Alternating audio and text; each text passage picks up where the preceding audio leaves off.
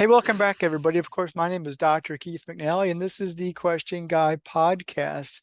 And we're in season two. And I always like to say that because we are in season two.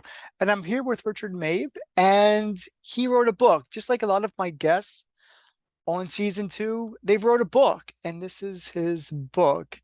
It's called Hope, Your Essence Navigation System. And with it comes an accompanying workbook. And so just real quickly, I want to share that. And so the Essence Navigation Workbook. And I've read through a lot of it, and there is such a story behind this. And I don't even have my only first question is, let's jump into that story because it's so powerful. It is so much like my own, just being a rebellious teenager. Now the when we come to the wraparound conclusion, yours is a much better ending than mine, and I'm okay with that. So let's go ahead and talk about the book.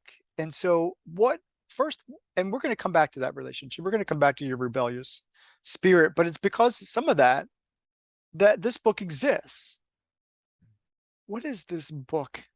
What is the Essence Navigation System, and why do you call it Hope?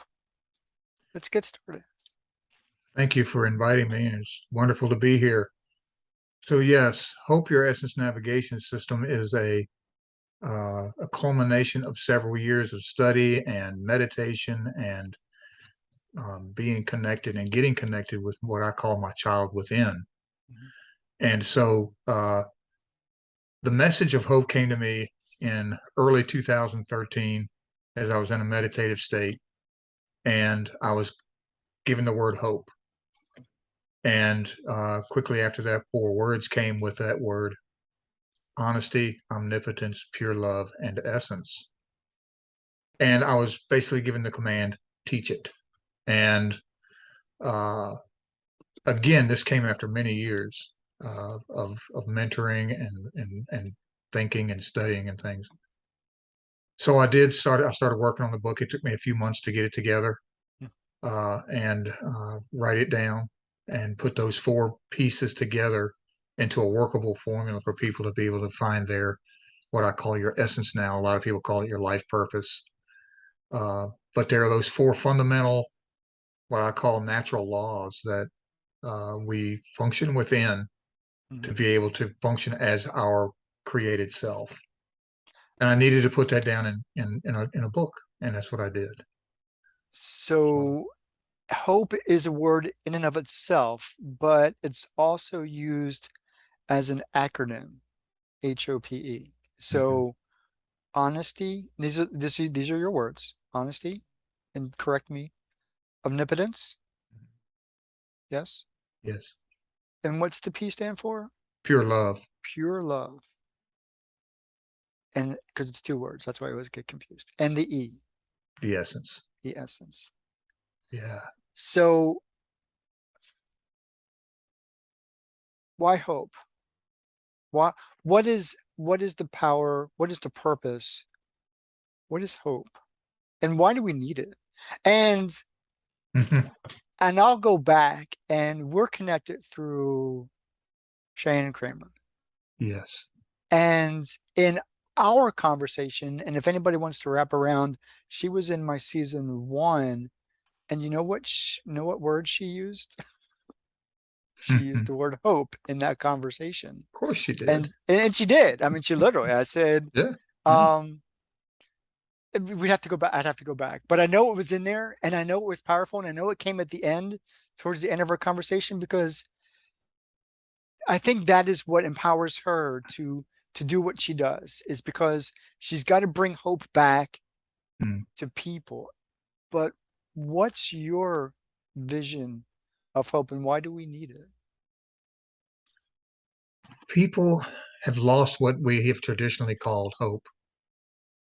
Our our desires, our dreams, our passions, our what I call essence has been programmed out of us Mm, through the environments we live in, through our teachings and our systems of enlightenment, if you will, our churches and all, and it's not that they do it on purpose per se, but they have all, everyone has been programmed with certain belief systems that have basically taken away our hope, which is our outcome in life, our passion, our love for what it is we want to do.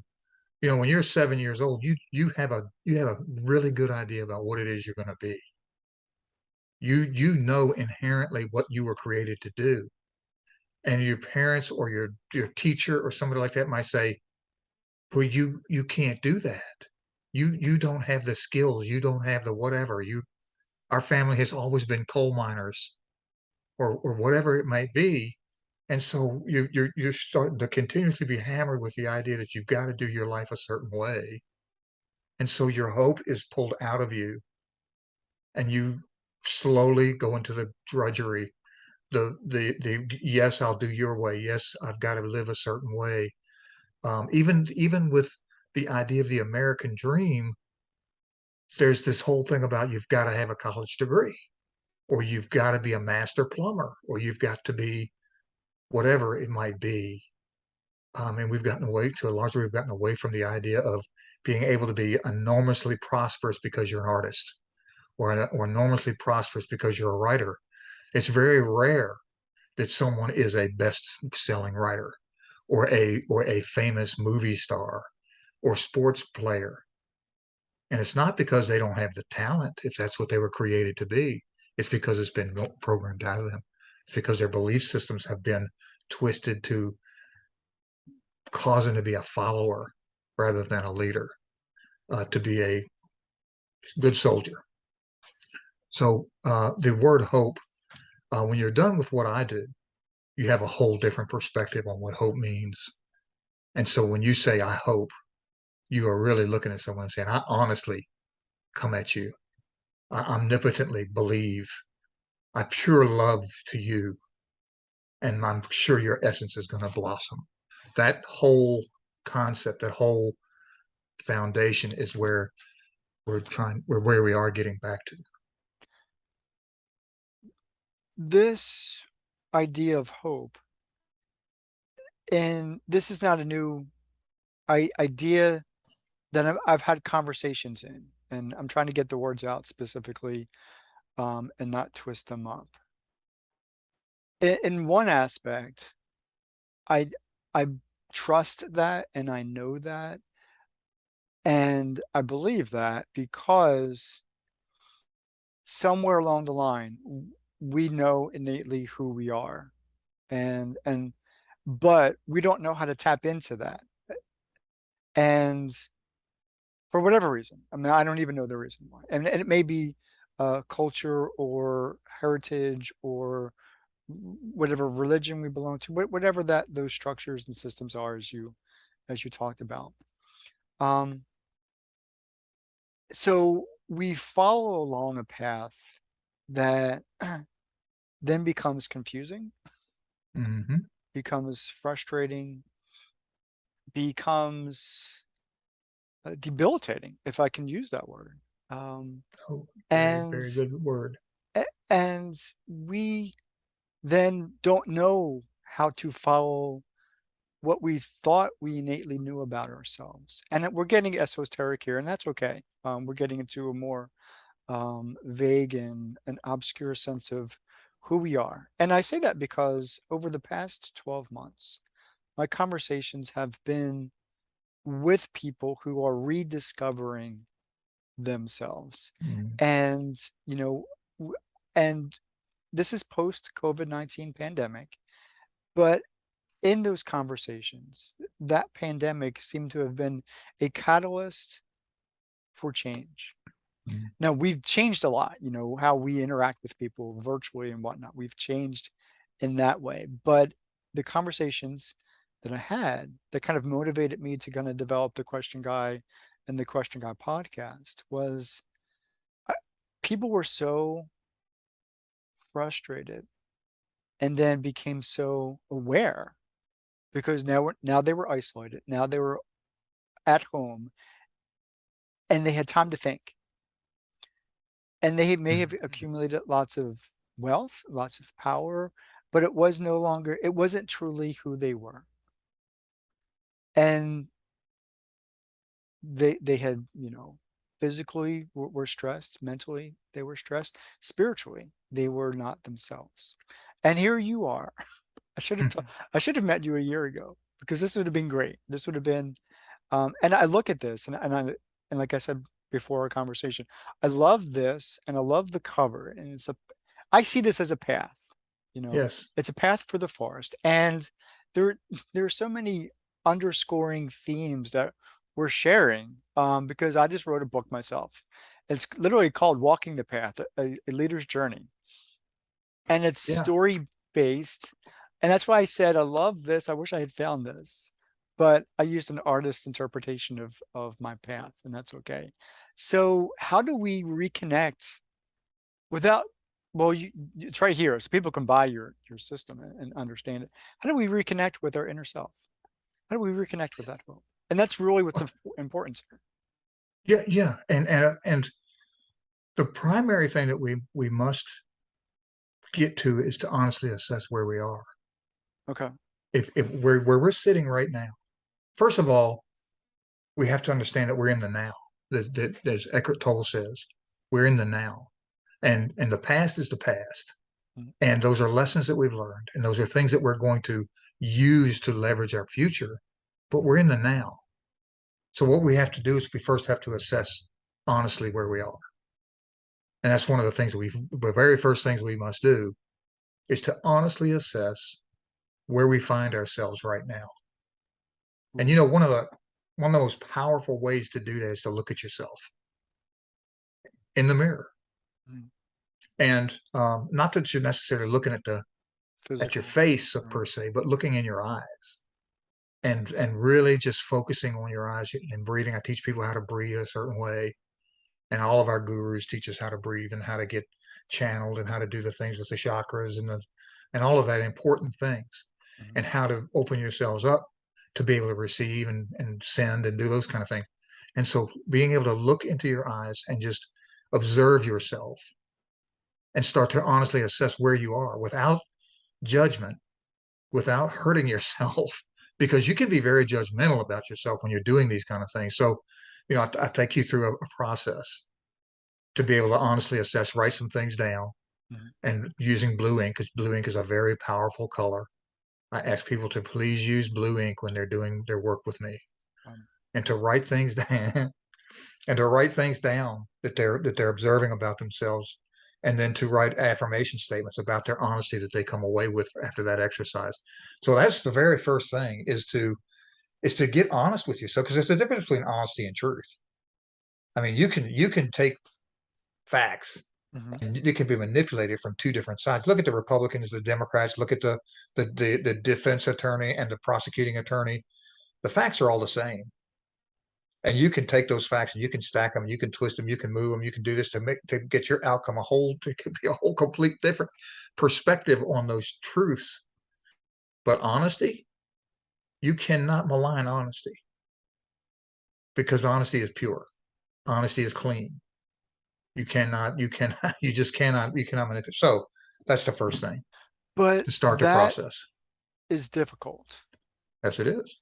It's difficult, and many people, and like I said, many people were forced to do it because outside circumstances created this vacuum of space spiritually, Mhm, emotionally, and mhm. physically that really caused people to, like you said, look into the mirror and not, not because they want to brush their teeth or comb their hair, but because they were reflecting upon their own life. Yeah, But you people did that because there was a pandemic. How do you get people to reflect because they want to reflect? How do you get that to happen? Because people are afraid. And yeah, that's people are afraid. yeah, and that I think that is, one of the most difficult things is for us to help people to understand that and to not get too far out there with this whole thing is to understand that what we're living in is a lesson, that the whole idea of our life is to bring us lessons about what we are doing here.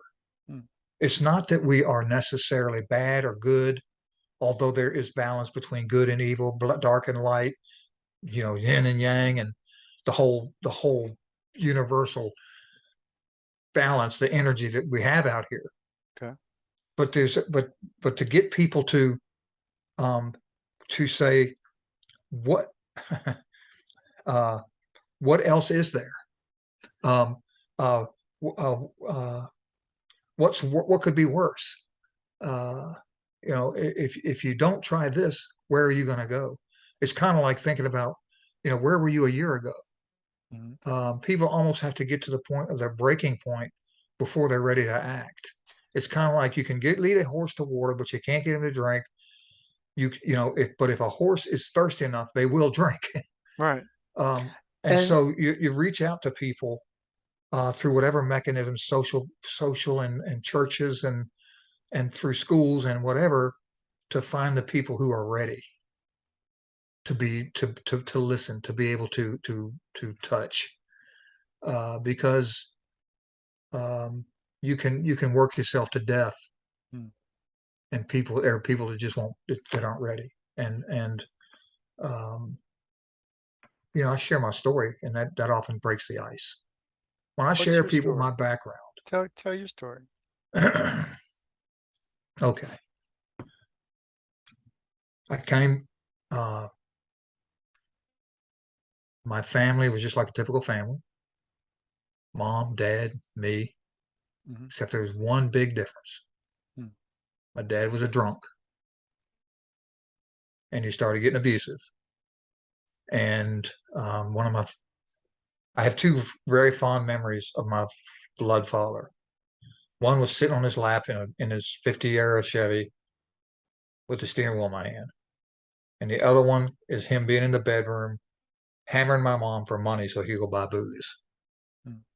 And that was at the age of maybe 4 or 5 years old, Mm. maybe even younger. I just remember standing, looking up and seeing my hero going crazy, trying to take money from my mom, the bedroom door slamming. That is the foundation for my family. And they broke up, and then they got back together. Mom got pregnant, had my little sister Annie. Long story short, they broke up again. We were homeless, left us homeless. We were bouncing around when I You, was the mom, and age your of daughter, mom, homeless. daughter, me, Right. homeless, bouncing around between friends and not homeless shelters, but homeless uh, uh, community assistance people. Hmm. And so, yeah, we were homeless for a while. And then this was between the ages of maybe 6 and 9 before we finally got our own house to rent. Got our own house to rent, and I was doing okay, and things were kind of balanced. And then we moved from the city where everything was kind of balanced into this place in the county, and mom was able to buy a house, and things went south from there. Oh, This was a very how do I say this? Very radical area to live. There were gangs, and they were thugs, and they were prejudiced, and they were just what you might call street smart, without getting um, too far down in the weeds about that. okay. Uh, Smoked my first cigarette when I was 12. Drank my first beer when I was 13. Smoked my first joint when I was a little bit older than that. Getting into a lot of detail here, but you need to know who I am in order to be Right. able to work with me, so you know the things that we've experienced together. My dad committed suicide when I was 14. When he did that, things went even crazier.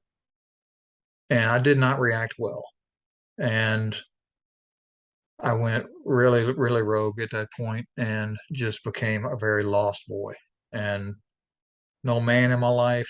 I was um, impacted by some of the kids, some of the man boys that were in my neighborhood who took advantage of me.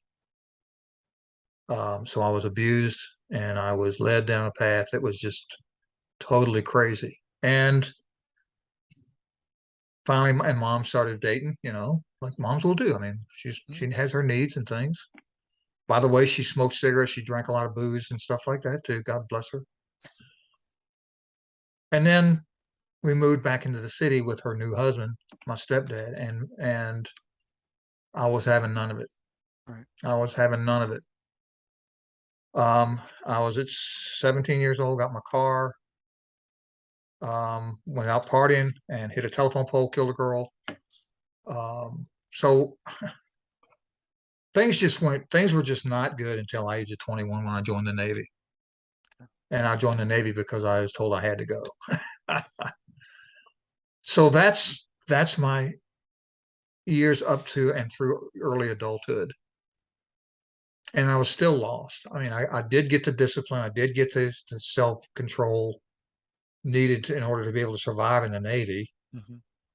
And then so, then I got a wife, had 3 kids, bought a house, all those kind of things. I was still pretty much lost. But so to give you some idea of who you're dealing with here when you're talking to Coach Rick, I relate to a lot of the things that people are going through.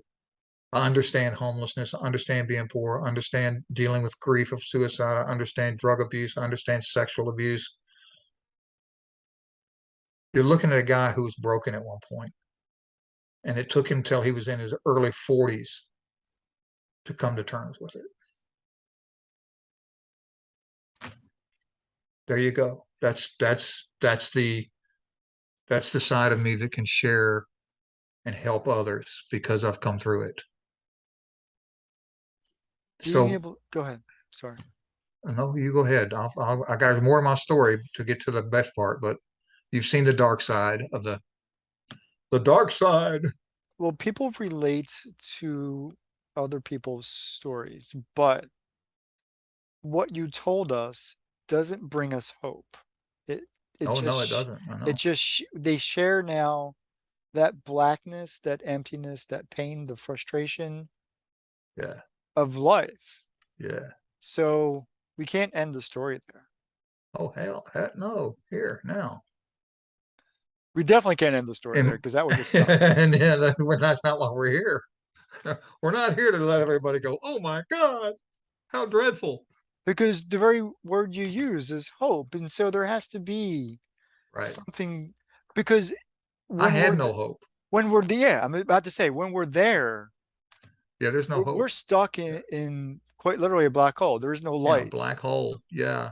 And And so, we don't see anything outside of that. And we right, perpetuate the same behaviors, thoughts, right. feelings, And emotions. that's why I'm here now. Yeah. I'm to help people get out of that because you don't want to spend your entire life trying to live that. I mean, that's why people are where they are today. Keith, that's why people are where they are today. That's why man, there is so much going on right now. People are out there stabbing and shooting and just, it's crazy. So in the mid 80s, into the late 80s, my mom, bless her heart, very, very spiritual lady, very, very, she began to open herself up to be able to receive information. Now, this is going to sound maybe a little bit crazy to some people, but that's okay because you want to hear my story, right? So here we go. My mom began to meditate a lot. She began to ask for help and ask for guidance from God, if you will. Okay.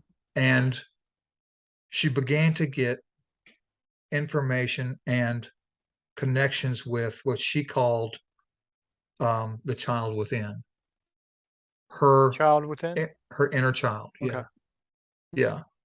And the way that she did that was through meditation and through seeking out information within herself. And she used some mentors, she used some people that had been down her path before. And so she then started to reach out to me and started asking me to join her in some of her exercises and things like that. This is 40 years ago, Roughly, yeah, 30 30 years years ago. ago. Yeah. Rough 30, yeah, so a little less than 30 years ago. So Are she you at an started, age where you're able to receive that? what's that again? Were you at a mental age where you could receive that? Because Yeah, she's okay, yeah. I'm 65 now. okay. Yeah, so yeah, so I was at a But you mature said enough you really age where didn't come to into yourself until your 40s. So this that's is right. Oh yeah, it part took of a the long time. catalyst for It took a change? long time. Oh Okay. yeah. Yeah, because I was busy. Yeah. Okay.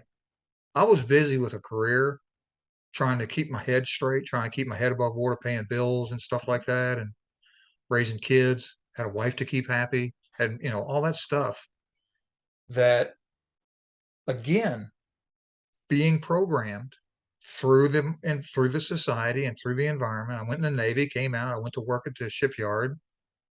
I was in mid-management, doing the things that people do to be in corporate America. Had Mhm. a 401k, had the health insurance, the kids are doing well. So I was busy. Right.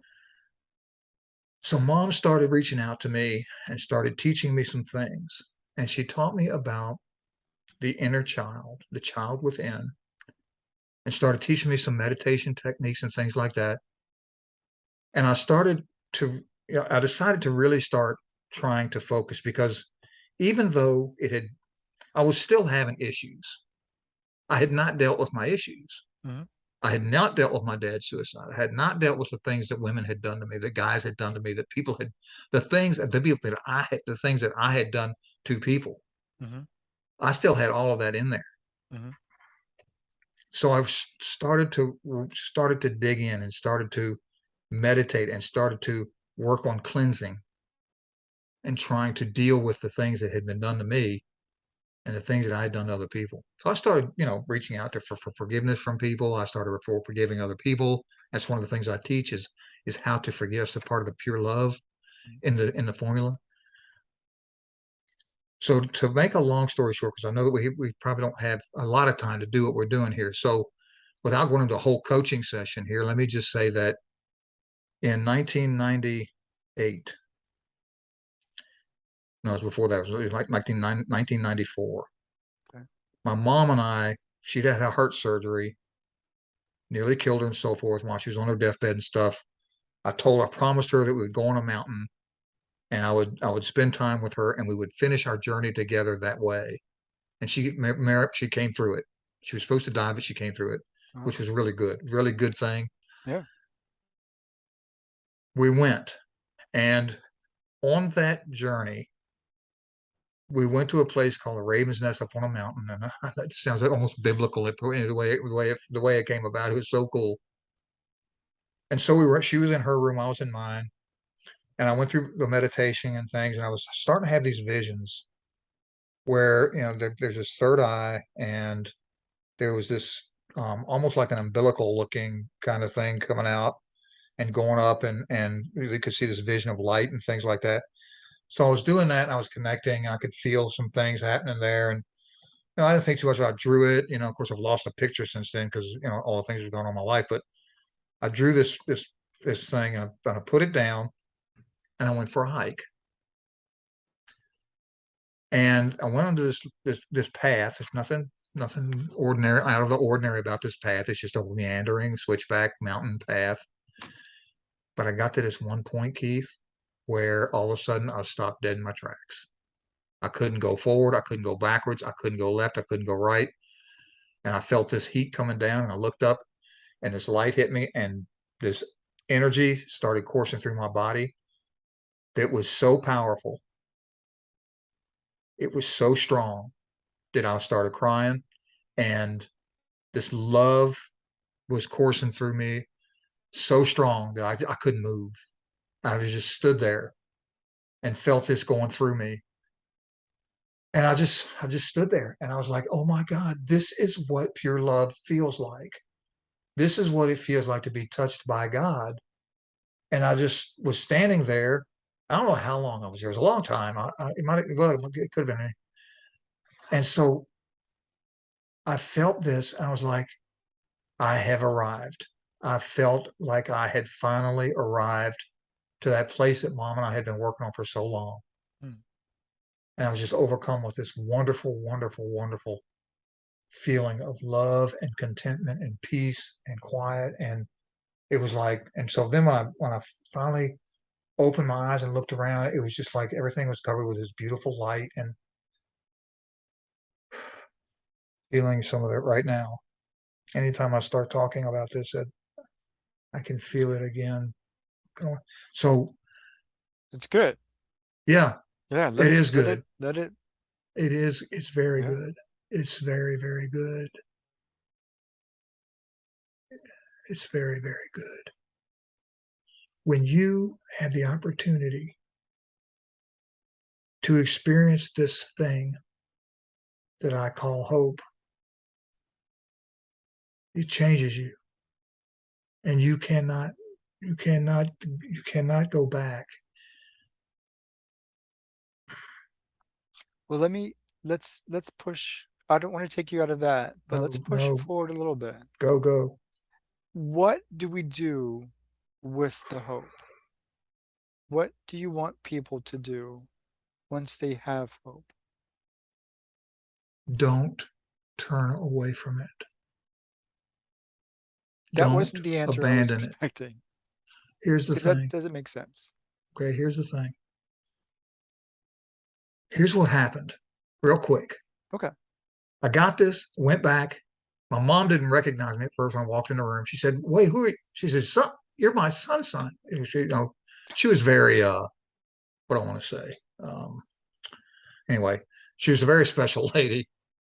She said, oh, you are my son's son and things. And so we went on and we went on, but it was so powerful. And I was just talking about this with somebody yesterday. I went to visit a guy who had had the same experience. And we were talking to my wife about it. The three of us were in this circle kind of talking about it. And he and I were experiencing it. He was sitting here, she was over there, and he and I got together, and we were just over and just completely enveloped in it. And she felt it. And anyway, what I mean by don't turn away from it, don't abandon it, is that if you once you have it, you have to nurture it. You have to allow it to continue to grow inside and with you. Or if you don't, then you might start to experience some things that are not so good for you. Because once you have it, it's like this. It's like a piece of you. It's a part of you has come back to roost. It's like a part of you has come back to be with you, and you really don't want to ignore it. I did for a while, and I felt lost again. But once I kept feeding it back, then the hope formula came to me, and the book came to me, and the coaching came to me, and the people are coming to me, and you're coming to me, and all of these things are beginning to happen to allow people to embrace hope, to embrace what it is that this whole thing we're doing here is all about, which is to live together in harmony and peace and love, and have dominion, the proper dominion over our planet. Hmm. Um, That would be so hope. That that truly, would be hope. that That's truly hope would be in reality. because Yes, sir. that's not anything we're seeing No, it's not, because anywhere. we have taken the um, we've taken the honesty, the omnipotence, and the pure love and the essence, and we've shelved it. We're not there anymore. No, we're not. Those things that, you know, I want to talk about God as perceived. I don't want to talk about whether there's a God or not. I don't want to go there. Okay. I What I I want to didn't ask talk the about question. is I want to talk about the perception of God, Okay. the perception of an infinite intelligence, the perception that there might be some greater power than us, that there might be something that created us, that there might be something that created us in their image in order to be able to proliferate that intelligence, that divine matrix, that God. You don't have to call it God. You call it what you want. But I want people to start thinking again about, if you think you're just a slug here for a period of time and then you're going to do nothing left, think again about that. Think hard about what you think it is that your mind and soul is doing when you're not going to work every day, when you're not, just going through the drudgery, right? Think about what it is, that little voice in your mind that's there. You know that little voice. Everybody has that little voice in there that every once in a while will start talking to you, right? You got it. I know you got one. Everybody has that. It's time to start nurturing that inner voice, that child within, to start figuring out what it is that inner voice is really trying to say to you. That's hope. That's getting us back to where it is we're supposed to be focusing our time and energies in what we were created to do. We've completely forgotten what it is we were created to do. We don't seem to be there anymore. We just don't. Well, Some of us do, but that's not a good way to end the conversation. no, no, no. The way I want to encapsulate it is Okay. there is hope. Okay. Well, there, you wrote about it, so I totally believe you. But the hope that it sounds like you're talking about is a change the world kind of hope. And I don't know if that's One possible person at a anymore. time. I don't know if it's possible anymore. Oh, Keith. And I'm being honest with you. I mean, totally. I mean, because, and I don't Yeah. want to talk about politics. I don't want to talk about the No, ecosystem, but, and I don't want to talk about economies, no. global economies, national economies, state economies, personal economies. All of it's on its upside down. Yeah. But those are conversations I don't want to have, especially now. So there is no hope unless The hope. what Go you ahead. said, one person at a time. I don't That's know. it. I don't know. It's one person at a time. I don't know if it is Um, because that seems like a slow number to well, reach. it took us a long time to get here, didn't it? Well, what do you mean by that? We've been on this planet for thousands of years, Okay. right? Okay. And we have survived. And we have free will. And we have a lot of people who want to see things turn around. I hope so. And I don't mean that. You're here. And Do you want to yes, see I'm here. things turn around? It would sure be nice because And therein lies the paradigm. what? You do want to see things turn around.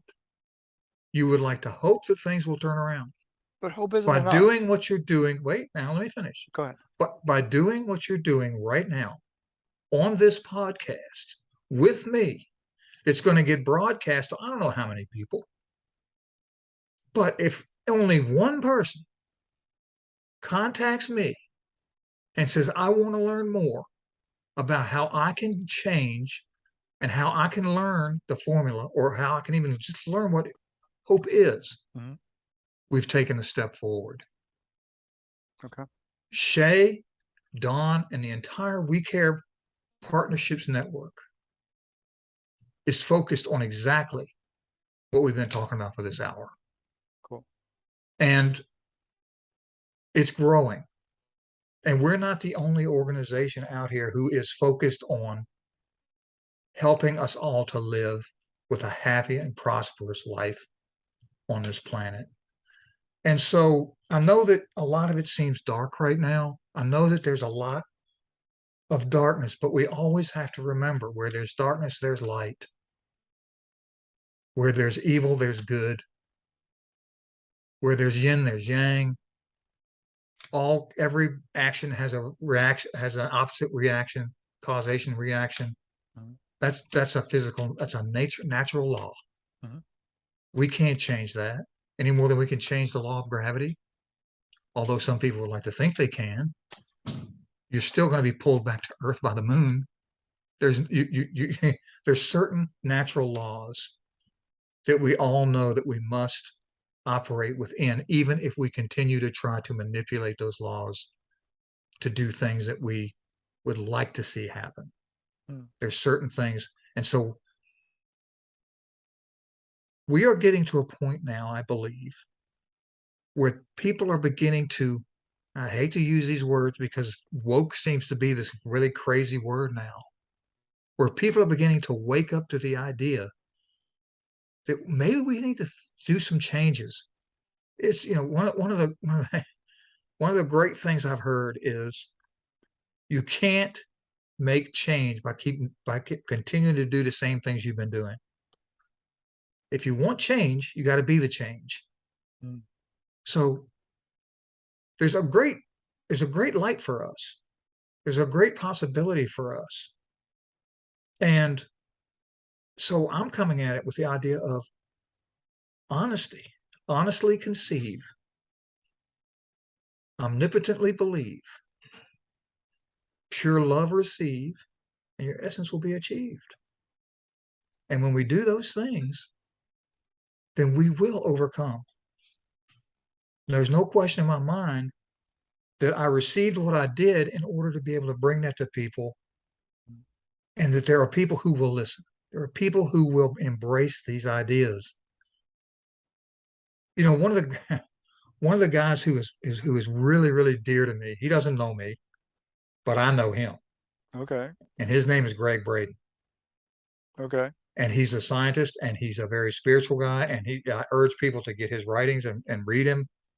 He wrote something called the God Code and some other things that he's a phenomenal man. Mm. And so he talks about the science behind our creation and behind prayer and affirmation and the whole thing.